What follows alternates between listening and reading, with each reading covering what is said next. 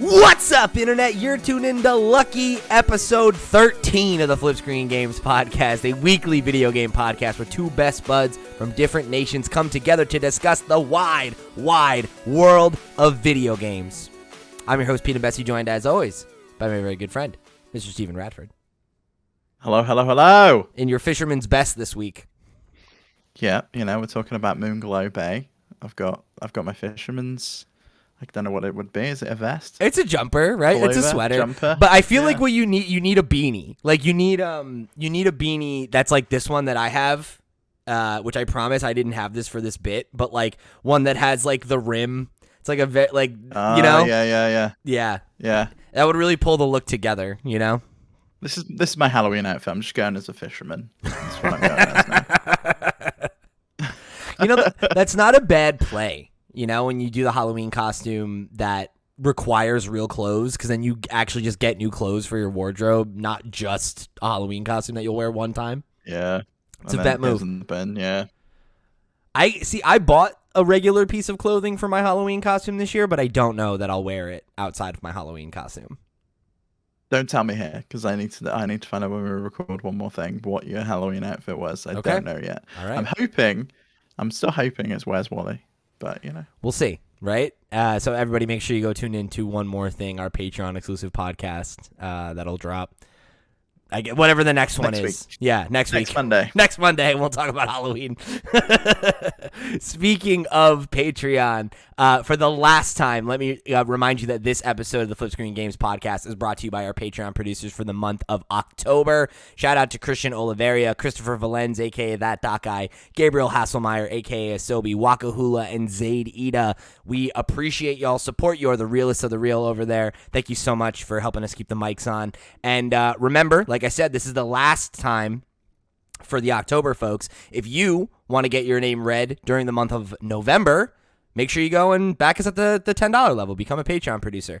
And you can hear me, read your name. And, I'll say this. No one's done this yet. You could just write something that's not your name, right? Like write something weird and I'll read it. It's, with exception, right? Unless it's like, if it's explicit or anything that's inappropriate for the show, we're not going to read it. Anything explicit or like, inappropriate, like I'm not going to read that. But, there's a wide range of things you can get away with that don't fall under that category, right? So. Yeah, like Seymour Butts, Seymour Butts, like Steve is the worst, Pete is the best. Like, I don't know, Why didn't Steve change your name to Pete's the West? Why didn't Steve beat Mass Effect? Like, I don't know. There's all kinds of things that you could get in there. So, if you wanna have me read your name on the air, go ahead over and do that before the month of November gets rolling. So aside from that, there's a bunch of other cool perks you can get over on the Patreon, including One More Thing, like I said, which is our Patreon exclusive podcast where we, keep the mics rolling. We talk about what's going on in our lives. This past week, or I guess the one that's out today, we talked about the McPlant and how Steve thinks it's the best McDonald's hamburger. The best burger at McDonald's. Big deal. Not even a hamburger, technically. It's better than chicken. It's better than beef. It's better than the fish. It's just the best burger they sell. That's huge. Huge statement. So we also talked about some bets that may or may not take place. We talked about two-factor authentication and me calling Nintendo to get back into my account. That bet has already taken place. No, it hasn't. It on. Yes, it has, and we're going to talk about it in a little bit. No, here's the thing, yeah, Steve. that bet's taken place. No, it hasn't, because you can listen to the clip. You said, we said that and I said, I would take that bet. I said I'd take that. Yeah, that is, you've taken it. No, because we didn't set any parameters. Wow. We didn't, what? You think you can just throw out any bet and it just is canon? Like, that's not how it works. It's got to happen on this show. It's got to be a sanctioned event. Okay, fine. Yeah, fine. It's going to be sanctioned, but you've said you were going to accept that bet, and now you can't back out of it now, Pete. First of all, more information. I can back out of it since we recorded. Until we write it down, I can back out at any time I want. You kidding me? And second of all, I might still take that bet. All right, I might still take it. I'm just saying, we haven't set the 2022 bets yet, so don't start counting your chickens before they hatch, Steven.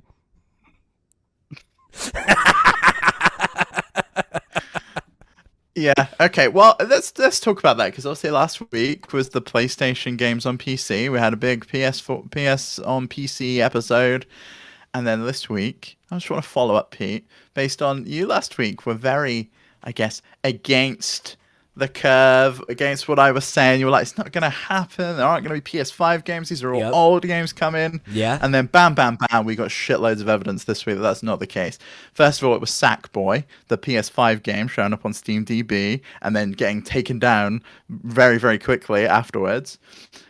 We've had an officially formed new label called PlayStation PC, which is seemingly on its way. Matt Piscatella at NPD Groups called it a win-win situation. So I think it's safe to say... Real quick, I actually want to read Matt's tweet because it also adds, I think, important context that supports what you were talking about.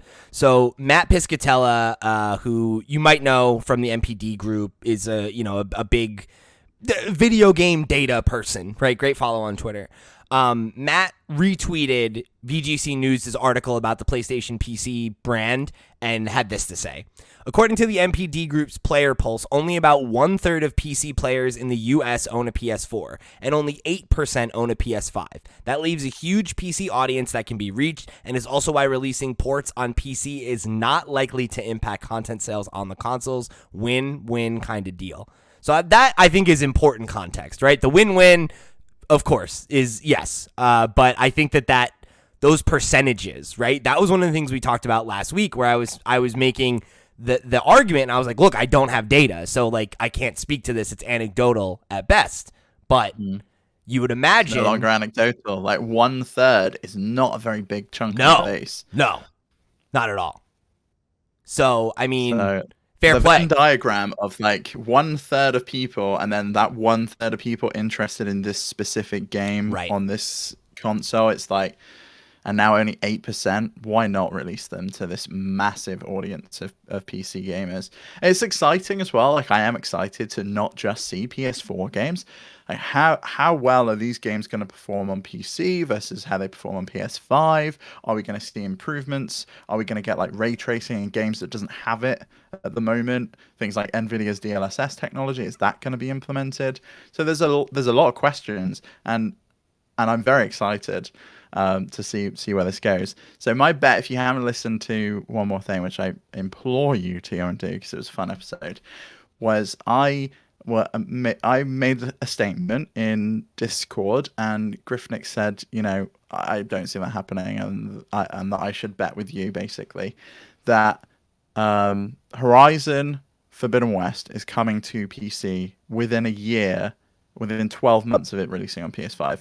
And I actually think it's probably going to be less than that at this point. I think it's probably going to be within 6 months, but the original bet was 12 months. Now, you want to change it to 6 months? You want to change it to 6 months? Based on the new... Because I'll take it then. Based on the new information. Oh, you take it at 6, but not 12? Well, I'll still probably take it at 12. Because here's my thing, right? So I got to figure this out real quick. When did Sackboy come out? It was November 12th. It was a launch game. Yeah, it was a launch game. So it showed up You're looking at 18 months. Right. I have a hard time thinking that it's going to be less than that. So, you know what, Steve? 12 months? You're going to go with it? I mean, here's the thing. Shouldn't we have a 2022 bets episode? Yeah, we should, but I want to. You're trying to jump ahead. I want to put this on in case they announce it. So I want, announce. Okay. Like it's a 2022 bet, but if they announce it's coming to PC, but it's coming in 2023, I want to make sure this bet's in. So you can't go, oh, well, you had prior information. That's what I'm getting at here. You know what, Steve? You know what? I'll allow it. I'll take the bet. This is our first official bet of 2022 on the table. Okay? So when we do our bet prediction episode at the end of this year or at the beginning of next year, depending on how that plays out, this one is already on the books. It is official. Bet number 1, Horizon Forbidden West will not be released within 12 months on the PC. That is my... No, it will be. No, it won't. So you're betting it won't? I'm betting against you, yeah. I don't think so. Okay. All right. Okay. 18 months? So is it your maybe prediction or my prediction is what I'm getting at? Well, it's your prediction, but I see what you're saying. It's like on the list, it's one of my predictions. Yeah. Like, because we did like 5, right? Huh. We have to reassess these rules because there were other things we wanted to talk about changing. That prediction's going in there, regardless. Right. My point should be, should we allow counters? Because I think that is a way to make it interesting. Because like, if I don't agree, can I counter bet and be like, oh, it won't happen? And if I'm right, I get a point. You know what I'm saying? We'll talk about it later. We'll talk about it on that episode. Yeah, we can talk about it. But I'll put a note down that it's going ahead. Okay. All right. There you go. You heard it here first. Bet placed. So wait, hold on though. Is this a bet or a prediction? Because we did a bet and you lost, and that was how the Mass Effect thing happened. So are we going to set a parameter for this, or do you want it to be part of your predictions? Need to. We still haven't figured out the 2021 predictions. Bet. Okay. You know, right? You're right. We're gonna put a pin in this. We're gonna put a pin in this. We're gonna talk about this off mic and get this figured out. But I'm telling you, I will not give you anything. If I lose any bets and I am like supposed to do something, I'm not doing it until you finish Mass Effect. Because otherwise these bets are meaningless. Like, if we're not going to be held... Not true. I gave it a good shot. No, you didn't. You played it for like 4 hours and we're like, oh yeah, I'm going to get back to it. And now you're probably never going to touch it again. I will touch it again. Like I said, like I've told you a million times, I want to play some of these Game of the Year contenders. Yeah, next year what's going to happen? Get to the Game of the Year section. Well, when there's a big lull in the middle of the year like there was this year, then I'll get back to it. We'll see. Yeah, I don't know. We'll see. But anyway, if anyone has any ideas for what the winner could get, or the loser loses for the 2021 predictions, then let us know. I feel like we got to make it some kind of like, if you lose, you have to do a thing that you like is embarrassing, or you have to like buy the winner a prize or something. It's got to be something that doesn't require a time investment, because there's no way to keep us accountable. You know, there's no way for me to hold you to the fact that you lost this bet, except for the fact that you spent $60. That's all. Which at that point... Yeah, there you go. I've lost 60 quid. Which at that point, you might as well just give me the money. Like... Well, if I was giving anyone money, it would probably go to charity. But maybe that's something we'll talk about. We'll do charity bets. Something. We got to figure out something here. But yeah, let us know if you listeners have any ideas. I'm sure that you can come up with some awful things for us to do. I think maybe that's the move. Before we move on to what we're playing this week, though, what do you think of the PlayStation PC stuff? Because it's starting to feel a little bit more official now, and it's kind of edging closer and closer to maybe some kind of announcement or event that this is actually a thing, and rather than them just announcing games by posting them on Twitter or it showing up on Steam. Yeah, I'm definitely surprised. I'm surprised to see this much movement this quickly. You know, I think when we talked about it, there were a lot of the things that you suggested that I was like, yeah, I mean, I could see that, but it doesn't feel like a thing that's imminent. It doesn't feel like a thing that you're going to see them do soon. Like, I feel like we need to see them have more moves internally before I have any confidence that this is like a long-term thing. And I mean, seeing them announce the PlayStation PC branding is like, okay, there you go. Like, the next step is probably an app. The next step is probably a PC storefront. Like, I don't know that it's going to be a one-to-one like that, but I'm a lot less bullish about the stuff I was saying last week now that we see all of this happen in a week's time. It's like, okay, yeah. I mean, there's probably blood in the water, right? Or where there's smoke, there's fire on this one. I don't know to what extent. I don't know that it'll be to the exact extent that you predicted, but it's clearly more on their minds than I thought it would be. I'll say that. Yeah, and I've got to wonder, because we saw the figures today that they've sold another 3.5 million PS5s, and it's now stagnated. It's going behind where the PS4 was in terms of sales trajectory. Only slightly. I think it's 100,000 units it's out, and yet you still can't seemingly get a hold of one. So it's definitely supply constrained. And I wonder if any of that has factored into the fact of well, we can't shift enough of these PS5s, so we're not going to be able to shift enough copies of the game that we would have wanted on these new systems. So how can we get into a new market? Well, the PC stuff worked great for Death Stranding and Horizon Zero Dawn, so why not do that for other games? And I wonder if that's kind of brought them to do this PlayStation PC stuff a little bit sooner than maybe they had anticipated. Yeah, I don't know. I mean, it could be, right? Like, it is interesting because, the point you made about the PS4, I had to really avoid making snarky tweets about that today and yesterday, because a friend of the show, Max Wright, had tweeted about how it's like, oh yeah, it's basically on path with the PS4, which is sold exceptionally well. Yet every comment section and every, Twitter hot take is about how you can't find it anywhere, nobody can actually get it, and blah, blah, blah. Yet it seems that the supply is pretty similar to what was available for the PlayStation 4. So I think it's, again, gamers have short memories, right? People love to make something out to be more of a big deal than it is. And that's all I'll say about that. But I think with that in mind, one of the things that always happens with new hardware, right? It's you always see, especially with third-party developers, right? Games coming out on both platforms because there's an install base on the PlayStation 4 where there isn't on the PlayStation 5 yet, right? Because I think the life-to-date sales of the PS5, I think they announced just past like 13 million, which is obviously a lot less than the 100,000 or 100 whatever million it is of PlayStation 4s that are in the wild. It's like almost 10%, like 10% of right. Yeah, the PS4's PS5 install base. So, and then to take it back to what you said before, right? So not only is there only like 13 million PlayStation 5s available total, right, that you could sell to, then it's whatever subsection of that audience actually wants to play Demon Souls or Ratchet or whatever. That will actually buy that game. You haven't picked up every PS5 exclusive, right? I don't think you've played Returnal. You don't think you picked up Demon Souls, but you did play Ratchet and you did play Deathloop. Yeah. So not everyone is going to get every game. No, right. So the idea that a game like Returnal, which I think maybe sold 1 million copies or something like that, which is not bad, right? Like for a launch title from a smaller studio. That's really like it's not a bad number.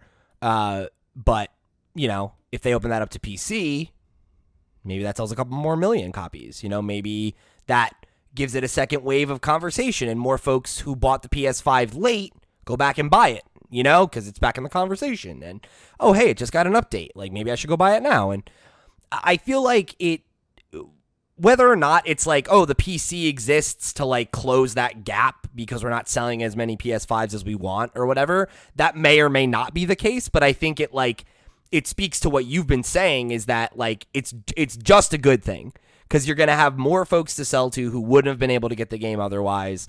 And it gives the game additional opportunities to be in the conversation again. And like I said last week, be sold at full price, because I'm not going to buy Returnal probably for $60 at this point. If I do buy it, it'll be $40 or it'll be $30 or it'll be whatever on the PlayStation Store. Whereas if they do a re-release on Steam, you get an opportunity to sell a game that has good reviews, good word of mouth, critically received very well. You get a chance to sell it to a whole new audience at a premium price again. So, yeah. I guess to answer the question from last week's show, I think PC is a big part of the future of PlayStation, it seems. I can't imagine that they would have announced this label if that wasn't the case. So we shall see how much this actually ends up impacting things. But I don't know. I think you were right about this one, Steve. I think you were right about this one. Yeah, it makes a change. I usually lose all of these kind of things. The era of Steve has begun. You got this right. You're very close. You might win the predictions for 2020. Well, who's to say?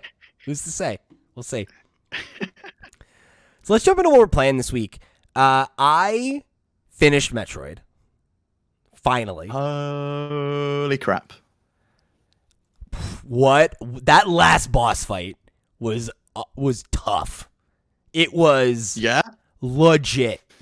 So I told you it wasn't easy. No, my clear time was 11 hours and 47 minutes and 50 seconds. That's pretty good. Yeah, it's about where I was. I think mine was 11 hours and 33 minutes and something seconds. So I think it's pretty comparable, and I think Chewie got a similar time as well. So I think about 12 hours is around about the time I think you can expect to finish it if you're kind of new to Metroid. Yeah, yeah, and maybe a couple more hours if you want to go and do a little more Max it out, backtracking yeah. than I did. I think I finished with only like 47% of the items found. Well, that's not too bad. I got 49, but I went back midway through the fight. I was like, I'd done it 10. I think I'd attempted it like 10 times, and that was like enough of a mental block for me to go, do you know what? I'm not getting anywhere here. And I went back, I backtracked and found all of these items. Still made no difference whatsoever because it really is just learning patterns. But it's such a long fight. You know, once you learn it, and he does that whole "come at me" shit, because I was stuck for ages just on that, like him beckoning, Getting and the I'm timing like, on it.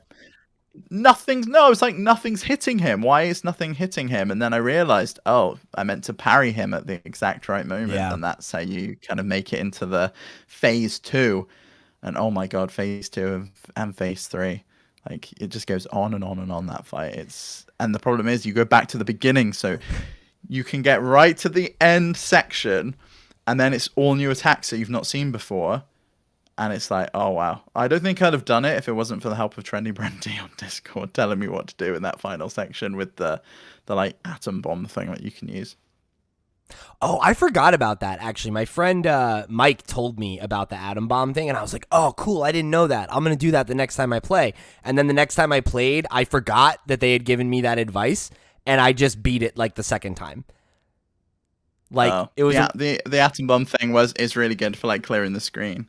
So it did a good job. It was weird, because it was really good advice. Basically what happened was I got to the final boss fight the night before I beat it. So I guess that's 2 nights ago.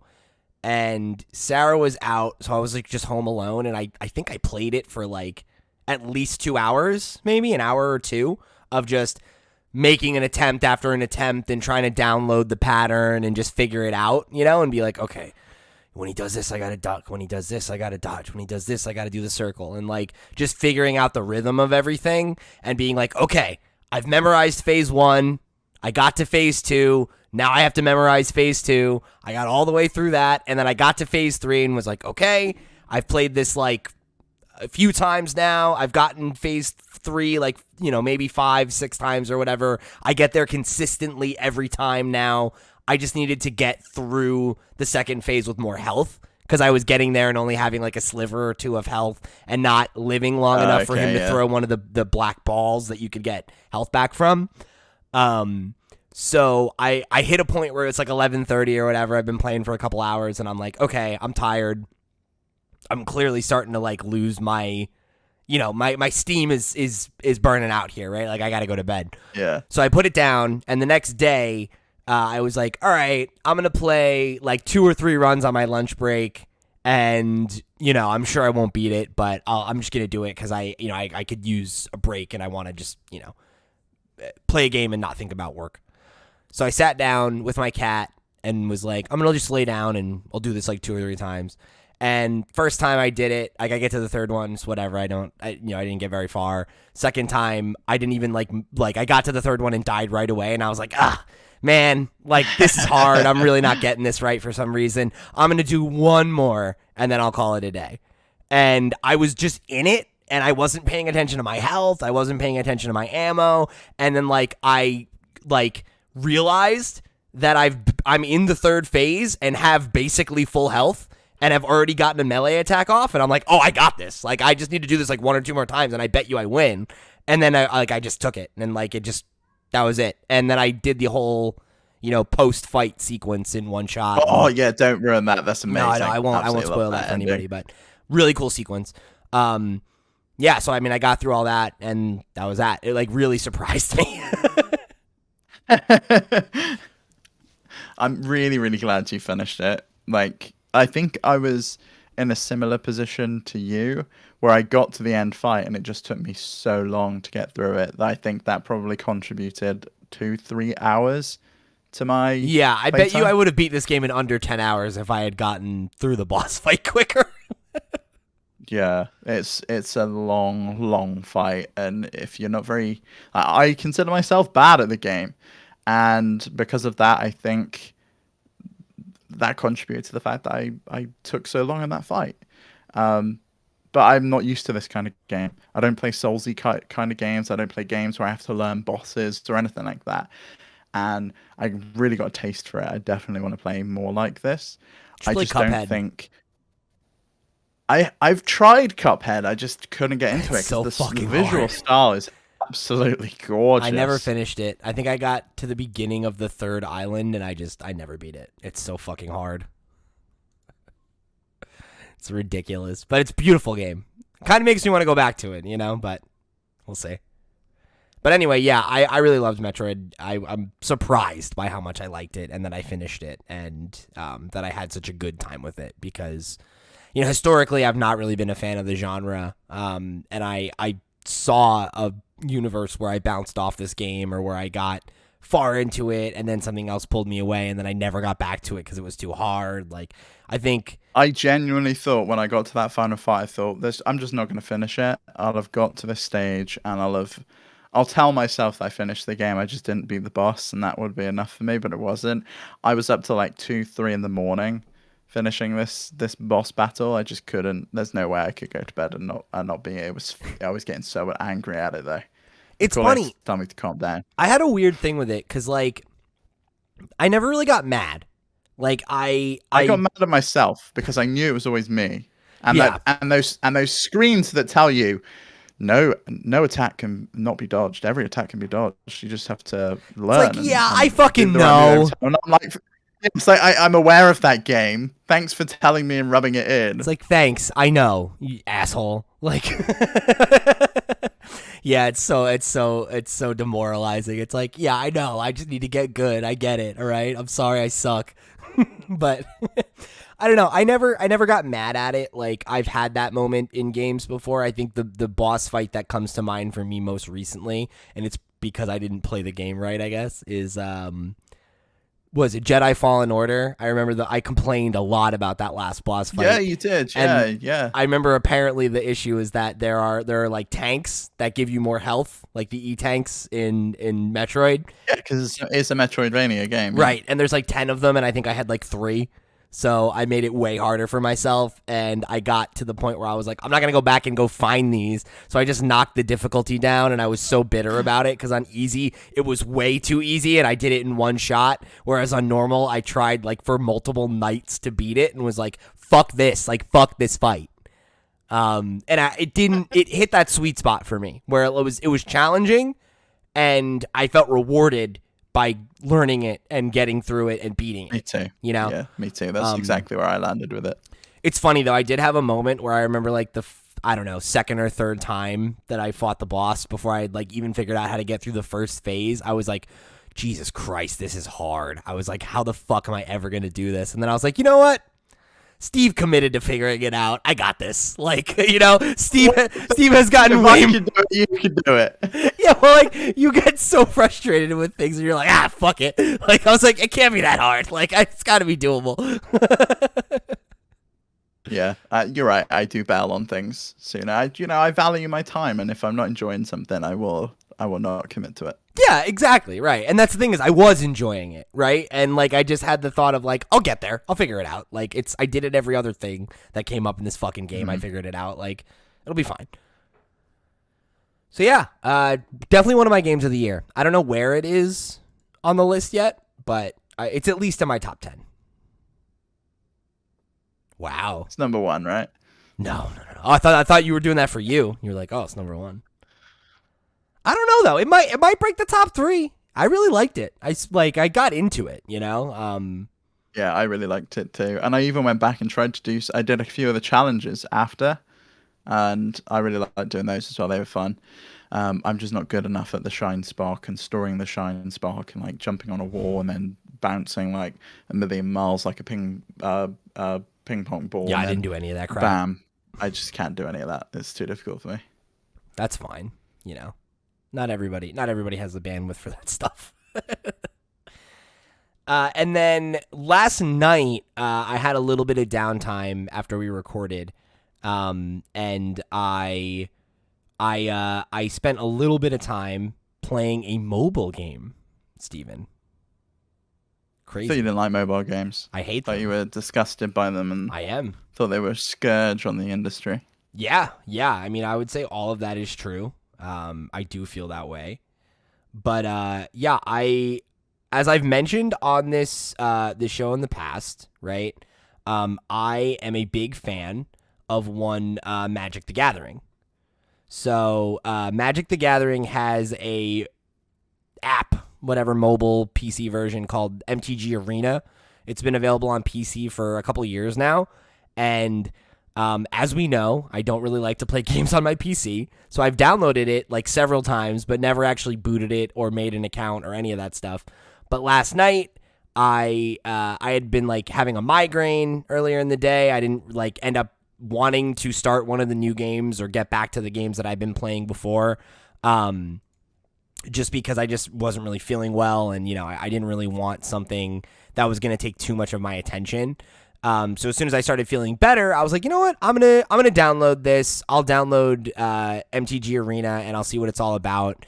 And I really enjoyed what I've played of it so far. Like, I'm still kind of like working through the tutorial stuff. There's like a bunch of like playing against AI and kind of unlocking some free cards and getting, used to the mechanics and everything, which I already know. Obviously, I've been playing the game for years.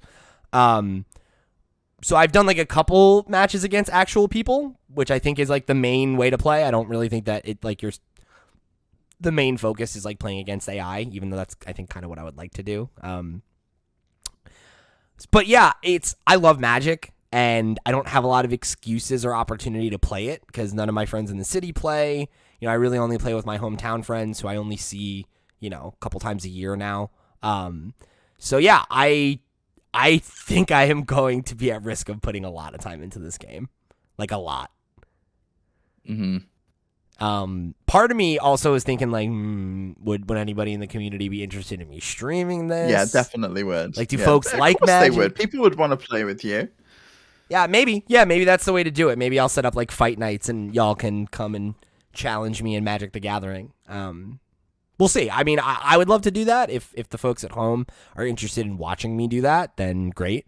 But yeah, I definitely think this is a game I'm going to sink a considerable amount of time into. I love Magic. I think it's the best card game that exists. It's my favorite anyway. It's the best that I've ever played. And it's kind of like the progenitor, like of like the Pokemon card game, like Yu-Gi-Oh, there's like the Dragon Ball card game now. Like all of those games kind of trace their lineage back to Magic in one way or another. And it's a Wizards game, right? Wizards of the Coast, yeah. And yeah, I mean, I've been playing Magic since I was like 14, maybe 15. I love it. Almost half your life, which is, or probably about half your life. Yeah. Wow, it's crazy to think. Yeah, it's a little sad, but yes, I do love me some Magic the Gathering. So yeah, is the implementation like good on mobile? It's really good. Yeah, like I was impressed by that because I forget the name of the games. I think it was Duel of the Planeswalker, I think it was what it was called. Let me see. Duels of the Planeswalkers, yeah. So there were a few of these that came out. Like, I think they made one like every year for a couple of years, from like 2009 on for like a couple of years. Yeah, they had one in 2012, and then I think there was another one after that. And they were like on the Xbox Live Marketplace. And I think they ended up, they came out on PlayStation and Windows later, but I played them on Xbox 360. And that was like a game I looked forward to every year. Like the new Duels of the Planeswalkers would come out. I'd download it. I would play through the campaign, unlock all the cards, and then play online with other people. And it was just like a fun, like, I need to kill 15, 20 minutes. I'm going to play a match of Magic or something like that, And I've missed that. I've always wanted that to come back. And MTG Arena, I think, is very much going to fill that void. But what I like about it is it's a lot smarter than the other games that I've played that were like digitized versions of it. Like, it does a way better job of explaining the mechanics, and it actually taught me something about a mechanic that I've been using in the games for forever that I didn't realize it worked that way. Where like there's an ability called Double Strike, where basically if a monster has Double Strike, it hits twice. But I didn't realize. It taught me something about the way that damage resolved, and that like, oh, you can actually use abilities in between strikes of Double Strike, and like just this interesting thing, because like a big thing in Magic is the stack, which is like the order in which cards are played, like has a big ramification on how abilities resolve, basically. So like if I play a card that does something at the wrong time, it won't do what I need it to do. So like it's very good about actually explaining that rather than just being like, oh yeah, the stack, right? Because like that's not a thing that if you don't understand it, it's very hard to follow. Like even me trying to articulate it to you is kind of complicated, but the game communicates it in a very clear, concise way. And something that I like about it as well is when you're playing with actual people, there's a timer, but the timer is like very generous. So it gives you enough time to really like, whenever you have the ability to react, the game will pause and it'll highlight the cards you can play at any given time. So if you're like playing a new deck or you're new to the game and you don't necessarily know all the rules, it's very like new player friendly to be like, hey, like you could play a card right now. Do you want to? No? Okay. And like sometimes that's annoying because it'll like you might have a card that you could play like 6 different times on a turn, and if you don't want to play it, it's like, do you want to play this? Do you want to play this? Do you want to play this? I'm guessing you could turn that off, or you get out of that like tutorial area. And you just click pass on the bottom, so it'll basically be like, do you want to play anything? Pass. Do you want to play anything? Pass.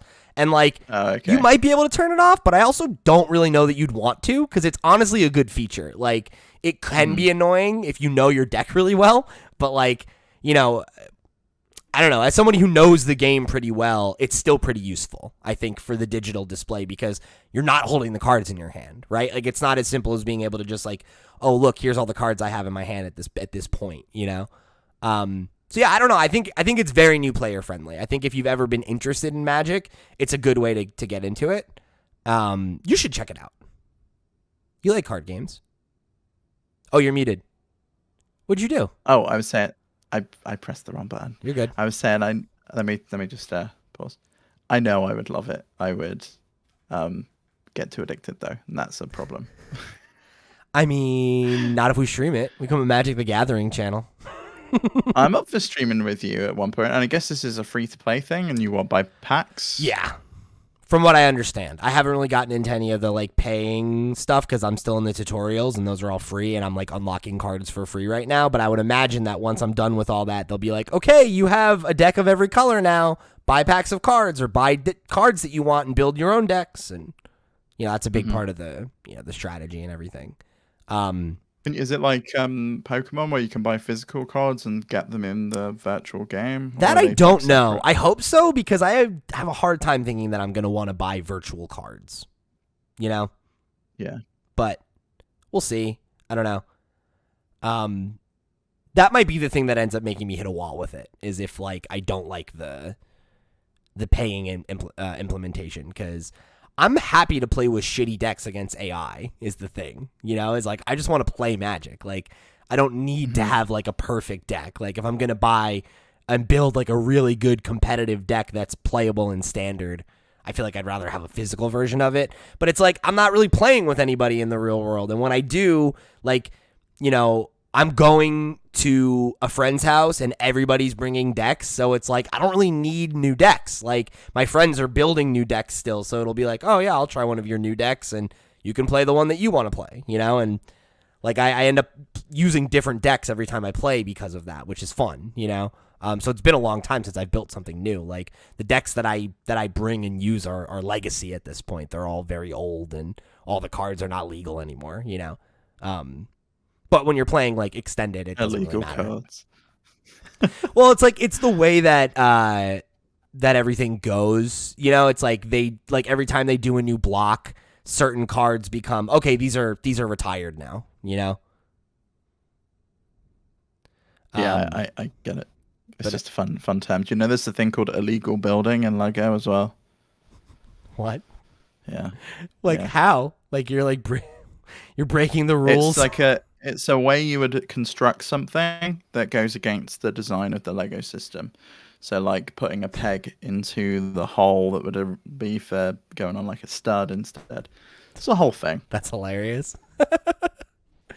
But yeah, I've been really enjoying it. I'm looking forward to spending some more time with it. I wanted to play it again today, but the servers were down because they released a new expansion today. So I think it's finally back online. So I'll probably play more later, and I'll report back. But yeah, if folks in the audience are interested, definitely let me know. Like, hit me up on Twitter or in the Discord or something, and let me know, like, do you play Magic? Are you interested in Magic? Would you be interested in me streaming or something? I would love to make some content around MTG Arena, I think, and we'll, just be dependent on if folks care. Just do it. Honestly, if you're interested in playing it, people will show up and watch it. Yeah, you're probably right. Anyway, that's enough about what I've been playing. I also touched the Nintendo Switch Online stuff, but we'll talk about that on we'll talk about that on Nintendo Noise, because boy, that's a whole fucking story. So we'll table that and the Animal Crossing stuff for now. But you've been playing some Moonglow Bay. I know that you were talking about this because this was part of the Xbox streaming thing, right? Where you were playing it online while you explain. Yeah, so I got the I'm on like the Xbox Insider program, and I'm on the Delta branch. It's also rolled out to the Omega branch as well now, and it just popped up saying you can now play Xbox Cloud games on your Xbox. So literally, you go to the Game Pass library, and there's a new button with a cloud on it that says play. You click it, and you're playing the game instantly.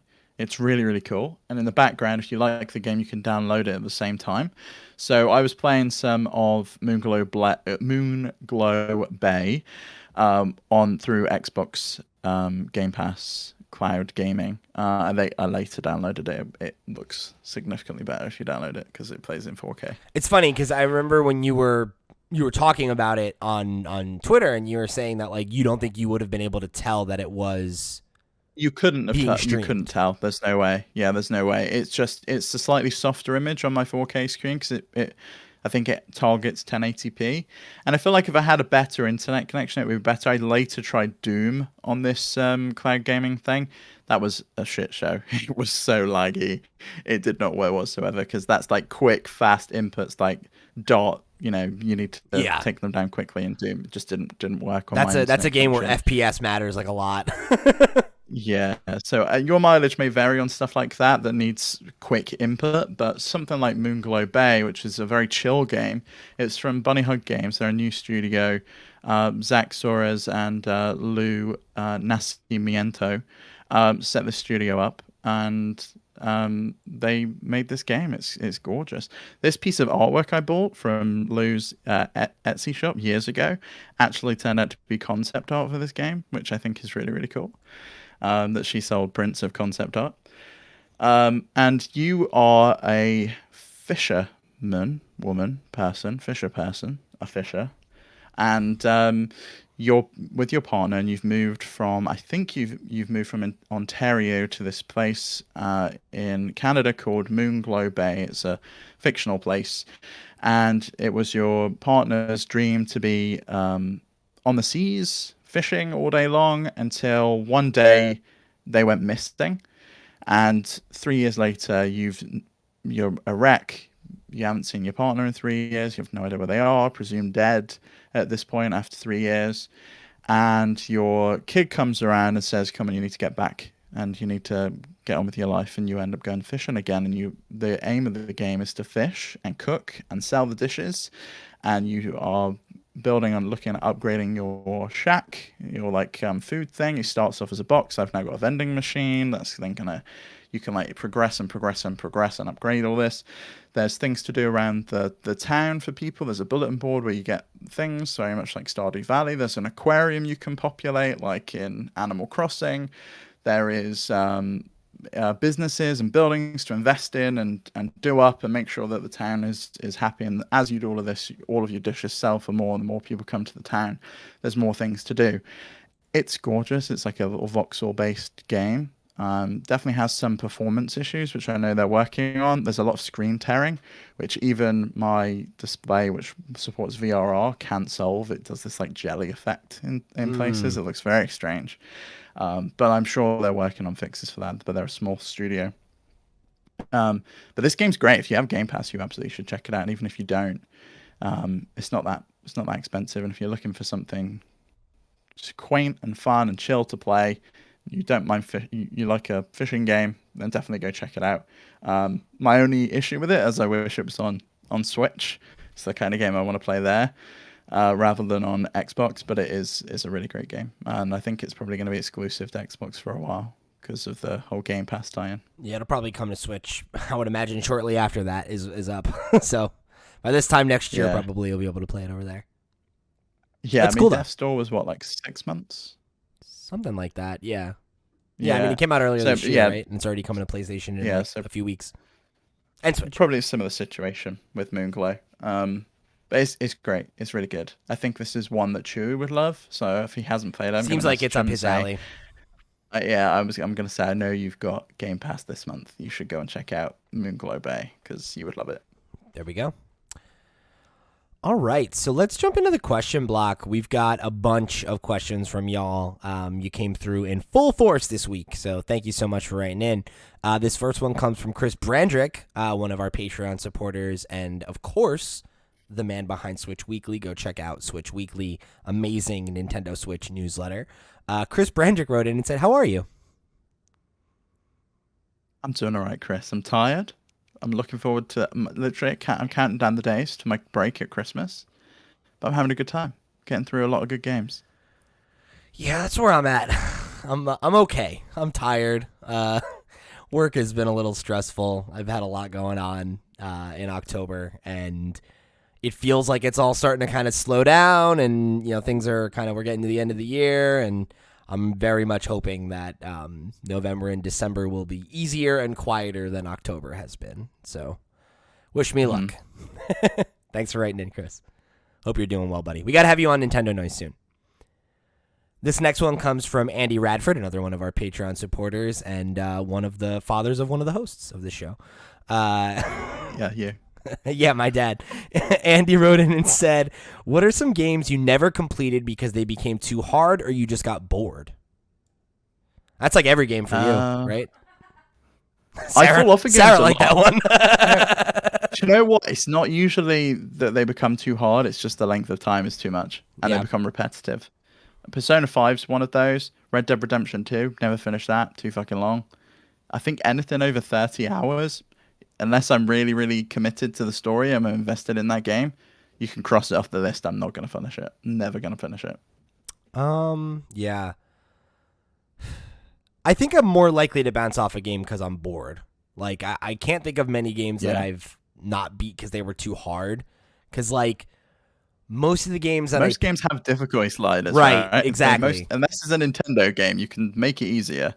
Yeah, and it's like, I'm trying to think, because like most of the games that I think of that are like, oh, this is like a legendarily difficult game, like it's either a genre that I'm pretty good at, so I get through it, or I don't play it at all, right? Like a Souls or whatever. Yeah, I don't really fuck with those games. So like, that's never really been a problem. It's way more that I start a game and maybe not even sometimes that I'm bored. Just that, like, I play it and it doesn't make an impression on me, or it's not the game I'm in the mood for at the time, so I just stop playing it. Yeah, that happens a lot. And you know what? I think that happened to me with Hollow Knight. It was just... it came to Switch. Everyone was so excited about it. It looked gorgeous. Pixel didn't stop talking about how amazing it was, so I downloaded it, I tried it, and I was just like, I don't want to play this. This just doesn't feel like the game for me. And I put like 5+ hours into that, I think, and just got nowhere with it. So I've since tried restarting it multiple times, got nowhere with it. Opened up my Switch case to see which games fall under this category. Can't believe I didn't think of this one. The Witcher 3. That game bored me to tears. I did not like it. I've tried it so many times. I just don't like the Witcher games. I similarly with Cyberpunk, but that wasn't because of difficulty. That was because the game was so buggy and bad. I was just like, I'm not finishing this. In bad I'm not shape. investing any more time in this. Another one, which was a game I was really liking, and then I got bored with it, was Octopath Traveler. I was very into that at first, but when I had to do 10 different first hours of a game, I was like, I'm fucking done with this. Like, not all of these stories are equally interesting, and we didn't need 8 main characters. Like, some of these characters suck, and their stories are not good. And some of them are awesome. Like, I started with Primrose, I think is her name. She's the dancer character, and she has the best story. And I started there, and I was like, oh, this is awesome. If they're all this good, this is going to be incredible. Spoiler alert, they're not all that good. So I fell off that one. Even though I really like the battle system, I like the music. Like, the soundtrack in that game is fucking incredible. But I was bored. You going to pick up that Triangle game? Project Triangle? Yeah, I'm going to try it. Triangle Strategy? We'll see. We'll see how I end up getting on with it, but I'll try it. Oh, you know what's a game I never finished because it was hard? I got to the final boss fight of Little Town Hero, that Game Freak game, and I never beat that. Yes. Yeah. Never beat that. Holy shit, why? Because the last boss was super hard, and I didn't have enough items or something, I think. And it was just it just kept going south, and the only way for me to I would have to go back multiple hours because the game's save system was wonky or something. And I was like, nah, I'm good. I beat it. Just gonna call this one a wash. We did it. We nailed it, guys. It's over. Cuphead. There's a game I stopped playing because it was too hard. I forgot about that. Yeah, I stopped playing that one because it was really difficult, actually. But yeah. I loved the look of it. I was just like, I'm never going to play this. Yeah, it was absolutely not a board thing. It was I'm hitting a fucking wall here, and I'll either try to play this game and beat it forever, or I'll move on and play something else. And I was like, I'm just going to move on. Yeah. You know? And I was close with Metroid Dread, like we said. That end boss battle, I was just like, I don't know if I could do this. You persevered, though. You did it, buddy. I was glad I did. All right, this next one comes from Ray from the community, who wrote in and said, what is your gaming guilty pleasure? For example, it could be a game that everyone hates, but you are embarrassed to admit you secretly like. If you don't have one, what's your controversial gaming opinion? Perhaps a game that everyone loves, but you hate. I don't really... So I would say Oh, go ahead. I was going to say my guilty pleasure is probably mobile games. I know that you very much dislike them. Yeah. I play quite a few of them. Usually they are paid for games, and with Apple Arcade, I find myself playing quite a few more quality games rather than just the ones full of ads and stuff. Like something like Grindstone, which kicks ass. That game rules. It's incredible. Yeah, it really is. They're just fun to kill a bit of time when you just don't really want to watch TV and you just want to relax on the sofa or something. Just pull your phone out and swipe on your screen for a little bit. I think that's probably my biggest guilty pleasure. But everyone knows games I don't like that everyone seems to love. I don't think the N64 Zelda games are very good. I really don't think they hold up at all. And neither does Super Mario 64. I do not think that holds up at all. That camera is awful. You're so full of shit. You're so full of shit sometimes. Why? What do you mean? Oh, first of all, you say, I don't think that the N64 Zelda games are very good. You've never played Majora's Mask, so put that one back in the deck. Ocarina of Time... You literally have said on fucking camera that you enjoyed it and you couldn't wait to get back to playing. I'm enjoying it while I'm playing. I don't get why everyone loves these games so much. I really don't. I really just can't comprehend it. You're having fun with it in 2021. If you played it when it was contemporary, you would think the same thing. Maybe. Yeah, but I don't think it's the best Zelda of all time. I really don't. I've played a lot of others. Have you? You've played 2 others. Both of which are better. I'll give you. What the? Oh, yeah. Cadence of Hyrule doesn't count. No, I've played Wind Waker. I've played Link's Awakening. I forgot about Wind Waker. I'll give you that one. Wind Waker's a great game. Yeah. I mean, I like Ocarina of Time. I don't think it's the best Zelda game. A lot of people will argue that it is, and I just don't understand that. In fact, I think all 3D from the early 90s, or late 90s, 90s in general, that era, it sucks. It's really, really bad. And you go back and play it. I was playing some of those N64 games, and we'll talk about it more on Nintendo Noise, but they're just not fun to play if you don't have nostalgia for those games. They really aren't. Like, if you've never played those games before, play them for the first time in 2021, you're just like, why would I do this? I mean, just why? I don't know. I don't agree with that. But you know, I can't say I do have nostalgia, so like I can't remove that from it, but like it's the same thing like you were saying about like the NES games. No, but but I don't have nostalgia for those, and I still argue that. And you do for N64, right? Right, but that's my point, is that like I just think that I see more value in old games than you do, you know, and then some modern No, not at all. Like the Mega Drive stuff, I think is gorgeous. Like, I really do. I think pixel art holds up. Yeah. The SNES stuff holds up. The 8-bit era and before, not great. And early 90s, late 90s, like PS1, N64 stuff, it's not good. It's really not. Dreamcast, PS2 onwards, it's great. It holds up. It's fine. I don't know. I think some of the early games are better than some of those games. Like, control wise, I'll agree with you. Like the DualShock 2 and, you know, like the GameCube controller and the Xbox controller, like control schemes really got modernized and evolved a lot during that generation.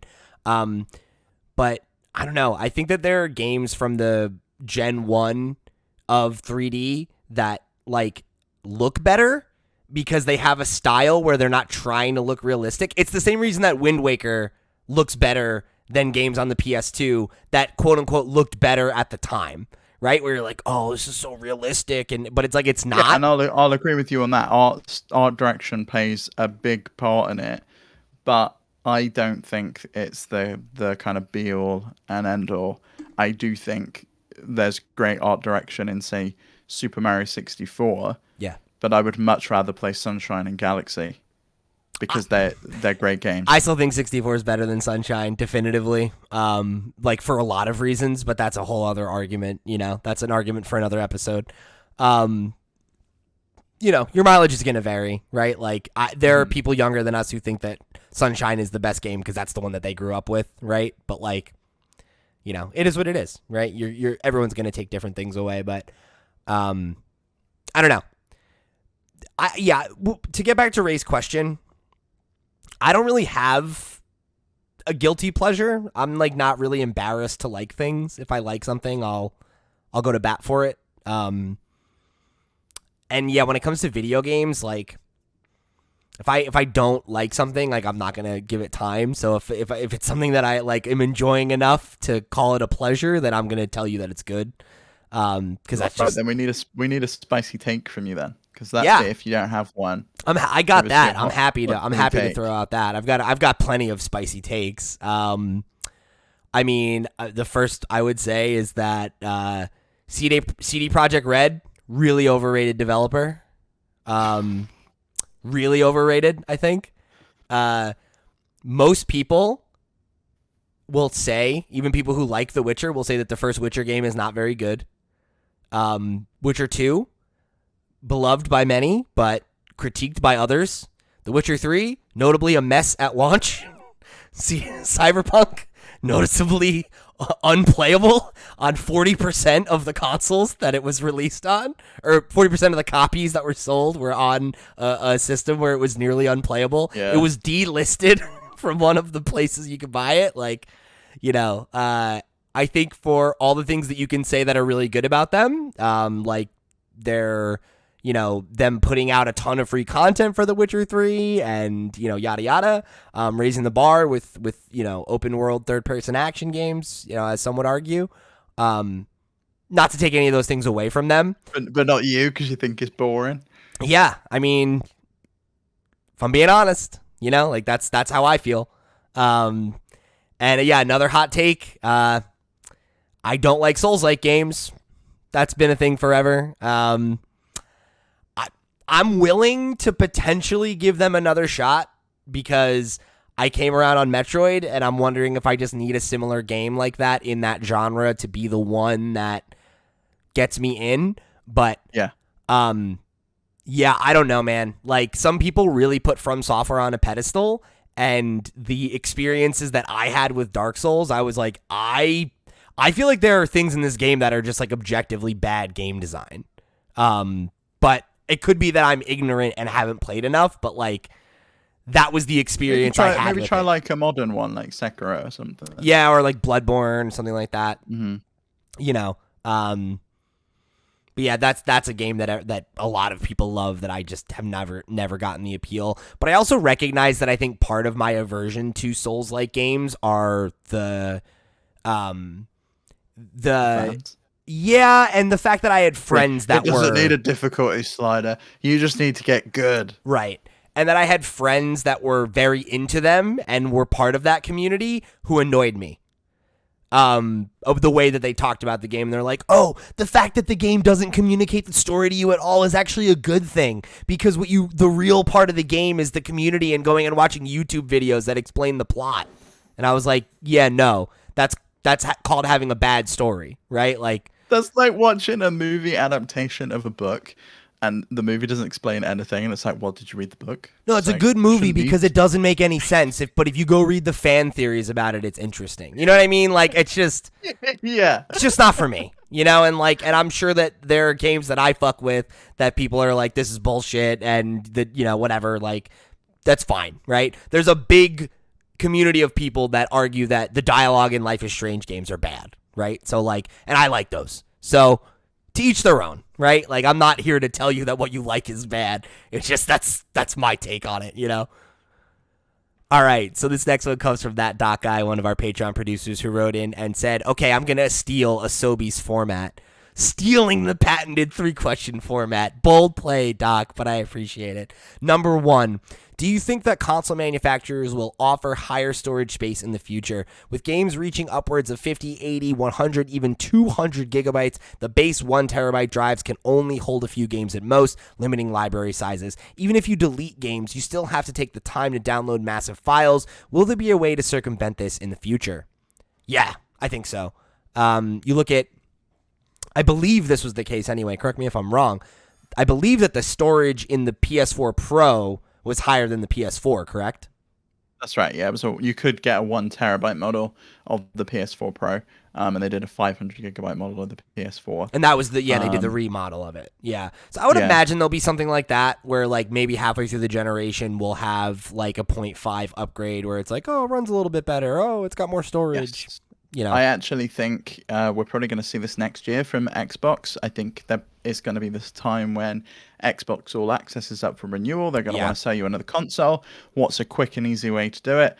Well, here's a model that's got a 2 terabyte drive inside, so you don't have to go out and spend, I think it's now $250 for the 2 terabyte card they've just released. Mm-hmm. So you can now get 512 gig, a terabyte, and a 2 terabyte version of that Seagate expansion drive for the and that'll come down Xbox Series X. Year over year as and well. Those will come down in price, yeah. I mean, I think storage is probably going to be where you'll probably see the majority of these SKUs coming from, because I don't think, as the chip shortage continues, the price of manufacturing those chips is going to go down. They can't make any big gains there, but storage prices will. So they'll keep the cost of the console high, keep it at the same price, but just say now you get it with 2 terabytes, now you get it with 3 terabytes or 4 terabytes or whatever. So the cost of the console stays the same. They're just increasing the amount of storage, and it gets people to upgrade rather than having to buy one of those expansion slots or an external SSD or something. Yeah, and I think to build on that, right, like those external things will keep coming down in price. You'll see the ability to get them on sales during like Black Friday and stuff like that. And I think that will probably, it'll be a hybrid solution where there will probably be native solutions. But I think even if you're an early adopter, you'll be able to get expanded memory that works, you know, in that high storage capacity that we expect from the native hard drive. That'll become more affordable. Yeah, and in terms of ways to circumvent this in the future, I think Xbox's play is streaming. You don't want to download this game. Well, now streaming's available on the console. Just click play. Like you said, you start streaming while it downloads, so you don't have to wait. You don't have to worry about it. Yeah. Number 2, what's a game in your library that you keep coming back to over and over again? I mean, again, that you would play like once a year because it's one of your favorite games. Mine would have to be either Oblivion or a Pokemon Nuzlocke. Pokemon's up there. Oblivion's a fantastic answer. I love Oblivion. Sure. So I think Skyrim's that game for a lot of people. I've got more nostalgia for Oblivion. I think it's an age thing. Yeah, that makes sense. Pokemon's probably one for me. I play Pokemon Blue like probably every other year, if not every year. I replay it. And then there's like a lot of multiplayer games like League of Legends I come back to for at least like a week, a year, every year. Like I have my moment where I'm like, I'm back, baby, and I'm calling up all my friends. I don't think he did this year because Pokemon Unite came out. Yeah. Yeah, I imagine Pokemon Unite will be that game for a while. And at Showdown as well. You know, it's a lot of like those kinds of things where it's like, okay, cool, like I can get in a rhythm with this, play it for as long as I want to, or I can, you know, with Pokemon Blue, I know exactly where to go and what to do, and, you know, do it in the same order. Things like that are like comfort food. But most of the time I don't go back to games that often. I used to go back to the games quite a lot, and I realized once I started doing this, I just don't have the time to do it because I want to talk about fresh games a lot more. Yeah. But I would constantly go back to the Bethesda stuff. Fallout New Vegas, Fallout 4 I've played a bunch of times. Oblivion that Doc mentioned I've played a ton of times. I would always go back to Toy Story 2 when I fancied playing a 3D platformer. That was always my one of choice. So yeah, I try not to do it as much as I can now. The only things I really do it with are those kind of endless games like Stardew Valley or Animal Crossing. I'll dip back into those every now and again. I forgot Shovel Knight. That's another one. I've beaten that. Yeah, you're always going back to that. Yeah. I beat that game like 7 times, I think, since it came out or something like that. I don't even know. I forget. I think I figured it out the last time I talked about it, but that's one I go back to probably every other year as well, you know, or every 2 years maybe. I go. I'm like, let me run through it again. I feel like Deltarune's probably going to be that as well. As he releases new chapters, you're going to want to go back. Yeah, you replay it every time. Start again, yeah. Just like, what happened again? Yeah, that's probably true. Number 3, out of all video games, what is your favorite game in terms of just the soundtrack? The game itself doesn't have to be great, but the soundtrack has to be the thing that gets you the most. Be it the sound font lending a certain je ne sais quoi, the song itself, the use in the game as it ties to the story. Love this question. To pick just one is very hard for me, but I think I can narrow it down to 2. And then I want to give one alternative answer. So when we're talking about... okay, you have just one? Mine's Persona 5. It's easy. Fuck, Steve, that's such a good one. You just threw a wrench in things. That's up there for me, too. My gut reaction are 2 games, one of which is Undertale. I'm actually wearing an Undertale shirt. That's pretty cool. I think Toby Fox is a fantastic musician. I love his music. I think Undertale's soundtrack is so good. Like I think the music of Undertale and Deltarune are such a huge part of the like atmosphere of those games. Like how there are the parts that are like spooky and atmospheric and feel very lonely and sad and, you know, contemplative, but then there will be something very goofy and funny and silly, and like the music does so much heavy lifting in terms of making the intense, scary moments feel tense and scary, and, you know, lightening the mood with like when a goofy character comes out and plays a joke and there's silly sound effects and like that. It creates such a vibe, and like on top of the fact that the music it just fucking slaps. Like some of those themes are so good. Like the Asgore theme is like next fucking level good, you know? Yeah. I love in Deltarune whenever someone joins the party, it's got that like triumph. the fanfare music. Slows down. Ba, ba, ba, ba. The Lancers theme is so fucking good. That is one of my like that song whips in Deltarune. That is so good. Yeah. I honestly think that's probably like half the reason he's one of my favorite characters in that game. It's just because every time he comes on, it's just so good. What a fucking song. And then the other one that was like a knee-jerk, you know, reaction is Red, Blue, and Yellow. You know, Masuda obviously did the music on those. I hate to say this. It feels mean. I think Masuda is a better composer than he is a game director. But I think the soundtrack to the original 2 two generations of Pokemon are like unmatched. They're so good, and the fact that they're done on the Game Boy, where there's only 3 channels, so like the most that they can ever be is either 3 melodies or 2 melodic parts and a rhythm part, is insane because of how good they are, how memorable they are. I think that's why chiptune, is such a I think it's why it's a thing that we look back on fondly and we still use in video games, is that like having that limited palette and the limited like ability to orchestrate music, it has real creative constraints, right? And like you're forced to write things that have better melody, better rhythm, more like there's more of an emphasis on writing a memorable tune than just something that's like atmospheric, which I think happens a lot in modern audio design in games, where there's a lot of just orchestrated music. Like I kind of like the Breath of the Wild music, but that's how I feel about it in that game. It there's not a memorable theme. Yeah, I can't pick anything out from that game. And it's like just general background music. I like the main theme of Breath of the Wild, but like it's so atmospheric and like undercurrent, like there's no melody, there's no like memorable tune to it. Whereas like if you ask a gamer, right, or at least a Nintendo fan, like what's the Zelda theme? Bum ba da ba da da da da da. Like it's so iconic, it's so memorable, And I feel that way about like even like Mario, right? Like I remember Jump Up Superstar because it has words and it was like a big beat. But like, I remember tons of them, like the like Iron Tree Top, the one with all the iron girders you go into, and there's like those teapots spinning around and stuff. Sure. That song sticks in my head every time I hear it. It's so good. Odyssey has such a good soundtrack.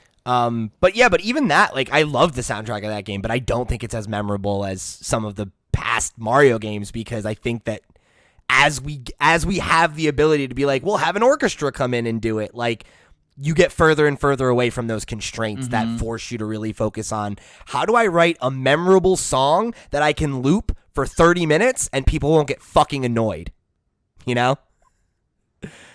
All right, so we got one more question. We're going to end it out here, which this one comes from Wakahula, one of our Patreon supporters. Oh, you know what? I'm sorry. We skipped one. This is a quick one. This one comes from Tim Parnell. How do you hold an N64 controller?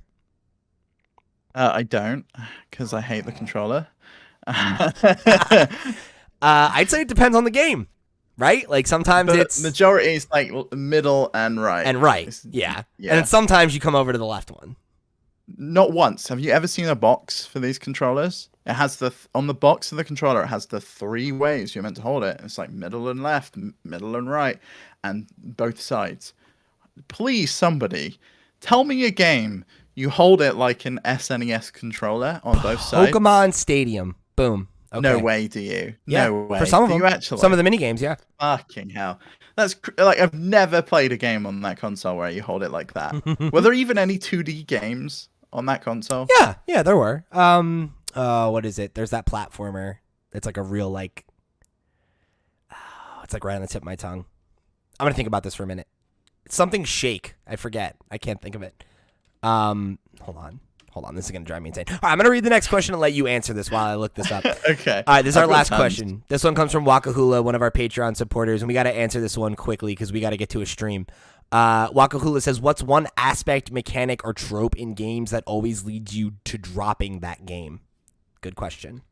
I've got a few, but the very like the top 2 for me are games that make me replay them to get the true ending or see all of the content. Like you were saying with like Octopath, I'm not going to replay it. It's just not going to happen. Do not make me play your game that's like 40 hours long multiple times. I'm not going to do it. Grinding. So when there's like a specific place, it's like you have to be level 30 to get in here or do this battle. It's like, so I've got to go and do boring ass side missions or grind on doing battles and shit that I don't actually like. Not interested. I will back out of that game. I don't want to play games like that.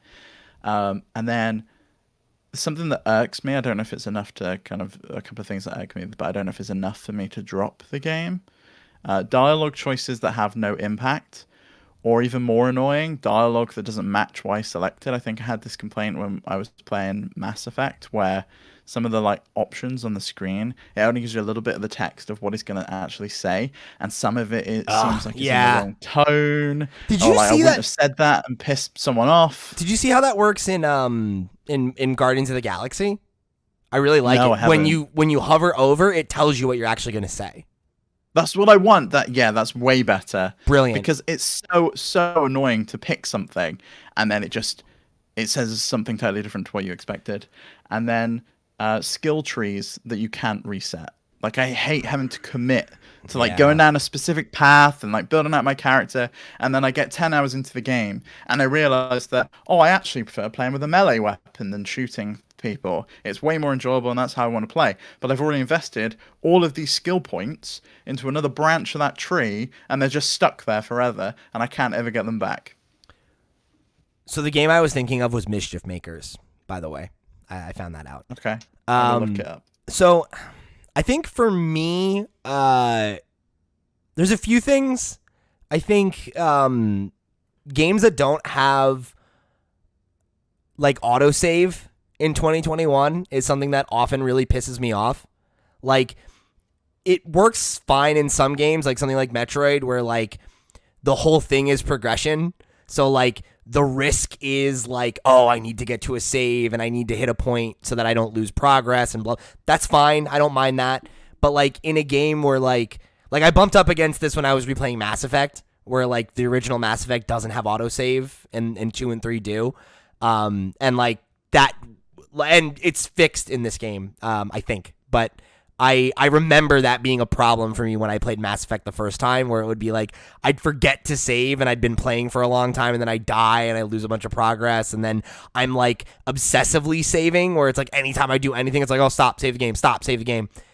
I just that's how I am with Disco, because it crashes. And like that's just annoying. Like, I want the ability to save on command, but I also feel like the game should save anytime I make a decision.